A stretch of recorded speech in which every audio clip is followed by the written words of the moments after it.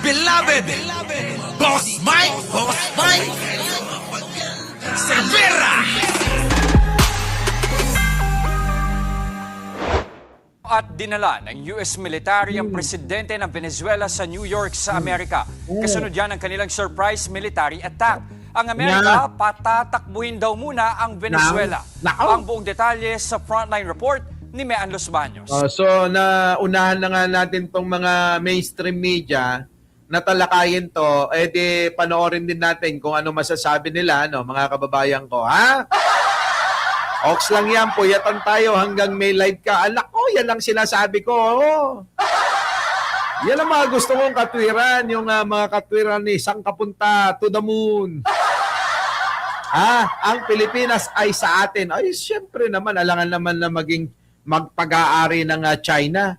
Ang Amerika, malabo din naman dahil napakalawak na ng mga teritoryo nila. Maaari nga siguro, pwede na sakupin tayo, pansamantala, para tulad ng Venezuela, isaayos yung problema. No? Ganon. Ito na. Nako. Sa unang tingin, parang bulalakaw ang namataang bumagsak sa Grabe, Iguerote Airport, Venezuela. Pero surprise Grabe, no? airstrike na ito ng umataking militar ng Amerika. Grabe, no? Akala nila New Year pa rin, ano? Di ba, no? Ay, shoutout po sa inyo lahat, mga kababayan ko, ha? Akala nila New Year pa rin. Kasi mga kababayan, kamukha ng mga paputok natin, eh, no? Kapag bagong taon, ganyan na ganyan, ho. Ito na. Ayan, oh. Pinasabugan din ng pantalan sa La Guaira. Naku, sabay-sabay pala yung pag-atake ng Amerika dito, kaya nataranta ang Venezuela. Oo. Taranta ho sila, mga kababayan ko, eh. Yan na nga ba sinasabi ko, eh. Ito naman kasing si Nicolas Maduro. Sabi niya, bilisan mo na. Ayun, mga kababayan, isang araw lang, hindi tumagal. Oo, hindi po inabot ng buong araw, eh. Saglit na saglit lang po nila pinulbos at kinuha na nga po, inaresto, mga kababayan, etong presidente ng Venezuela, ito nga pong Nicolas Maduro at ang kanyang asawa. Nakaw! Nakaw, ayan na. At binomba rin ang capital city na Caracas. Yan, binomba nila yung capital, yung Caracas, kung saan nandoon po yung pong mag-asawa na inaresto na presidente po na Venezuela.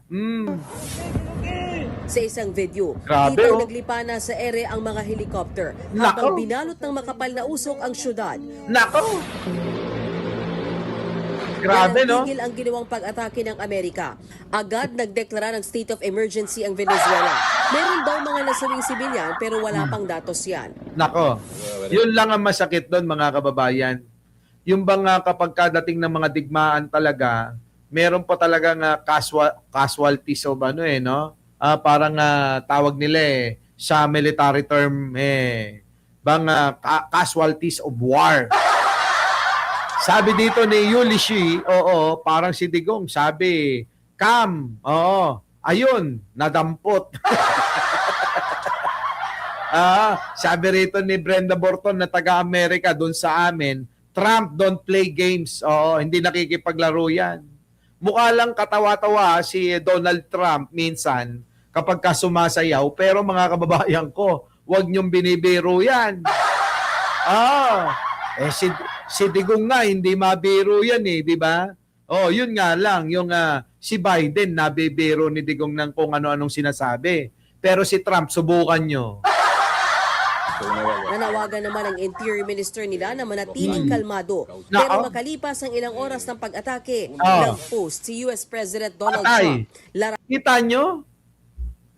Mga kababayan ko, wala pang isang oras. Dali na agad yung kanilang pakay.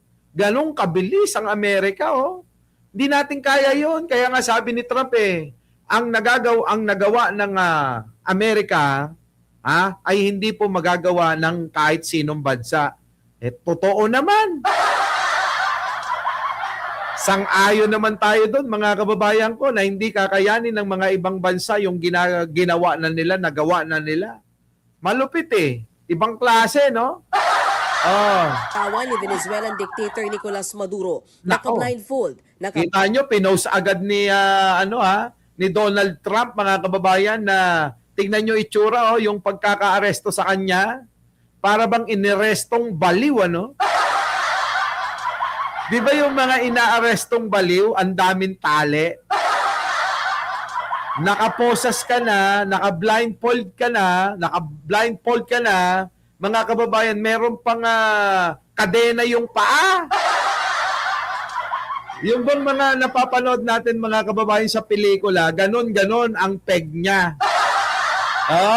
Posas at may noise-canceling earmuffs. Nako. Sa caption ni Trump, na isakay na raw si Maduro sa US warship. Grabe. Kasama sa hinuli ang Ayan. Venezuelan First Lady na Cecilia Nako. Flores. Ayan, si Cecilia Flores, yung kanyang first lady, mga kababayan ko. Eto ho, mga kababayan ko, yan po yun, yung matangkad, yung malaking tao. Yan po yung Maduro. Dinala ang Venezuelan President at First Lady sa New York, Amerika. Yan na. So, eto na ngayon, mga kababayan, sa New York pananagutin itong mag-asawa. Kasi mga kababayan, sangkot din yung mga anak nila. Oo. Buong pamilya, ano. Sana ganun din ang gawin kay Duterte, no? Di ba? Oy! President Trump ng Amerika. Baka naman pwede yan din ang gawin nyo sa pamilyang Duterte. Oo. Di ba, mga kababayan ko? Nako, oo. Baka natatakot na nga ho sila, mga kababayan eh. Itong pamilya ni Duterte, nako, pulong, delikado ka na. Kaya ho, mga kababayan ko, ang grupo ngayon ni Duterte talagang nagti-triple time na. Hindi ho double time. Triple time na ho. Triple time yung ginagawa nila. Tuloy. Sa pang video, makikitang naglalakad si Maduro sa hallway ng US Drug Enforcement Administration.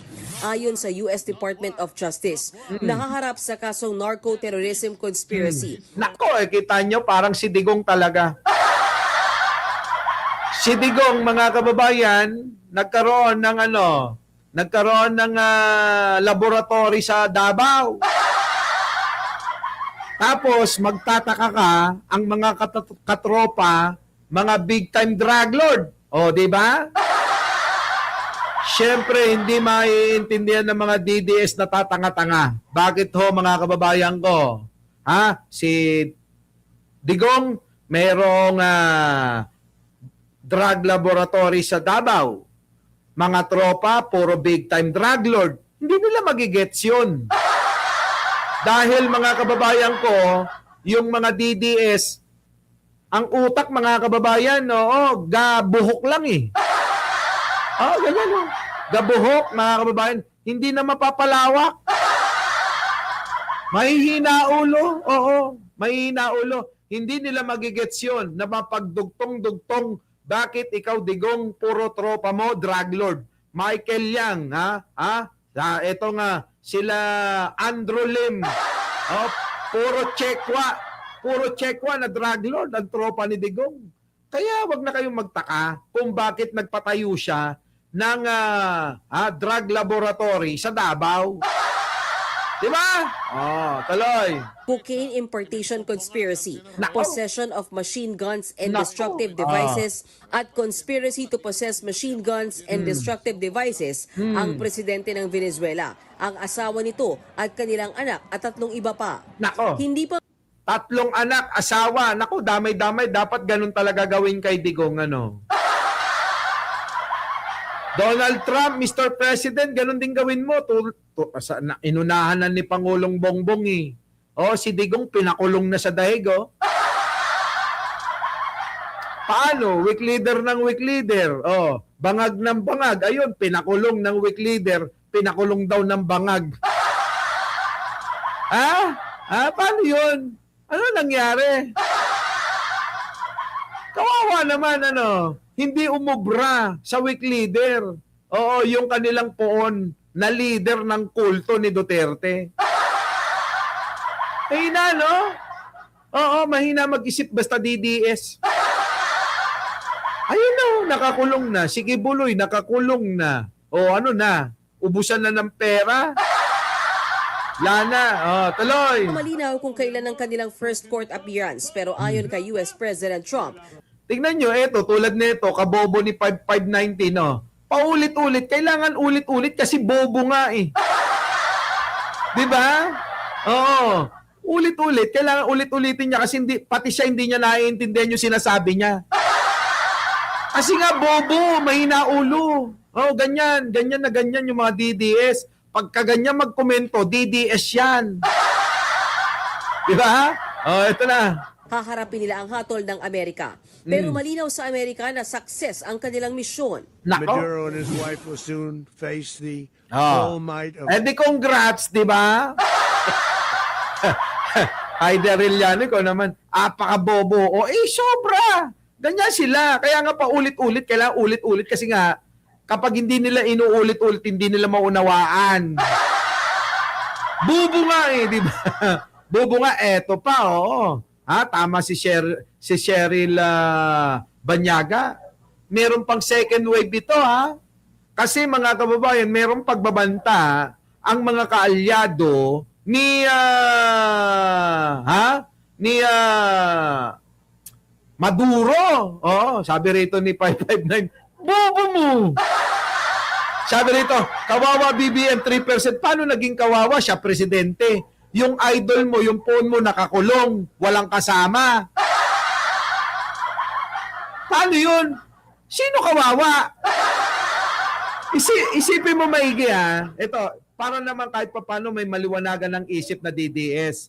Ganyan kasi sila kabobo. Paano mo masasabing kawawa si Pangulong Bongbong siya presidente? Malaya.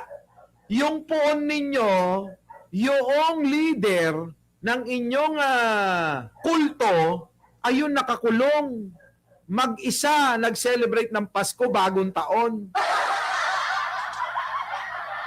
Isama mo pa si Kibuloy, ayun, nakakulong din. Sino kawawa? Parang teka muna, mahina talaga ulo nyo talaga, no? Ang tatanga ng mga DDS, sabi ko sa inyo, sana, kapag pumunta kayo rito, yung argumento nyo may laman. Di ba? May laman. Oh, bakit? Ha? Bakit? Ano naman ang kinalaman kahit pa negative? Sabihin nyo ng lahat. Sa ayaw at gusto nyo kahit maging negative 1,000 yan, hanggang 2028, si Pangulong Bongbong Marcos pa rin ang presidente.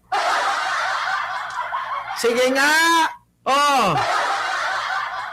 Happy kami kahit paanong sabihin ninyo na negative 3, ganyan-ganyan. Kundi pa naman kayo mga bobo talaga, no? Si Digong, abutin man ng 2028 yon, nakakulong pa rin yun. Nakuha nyo? Mga bobo nga kayo kung meron man magiging masaya, kami yun. Wala, hindi kami naniniwala dyan sa mga survey nyo na yan, no? Our beloved Boss Mike Cervera.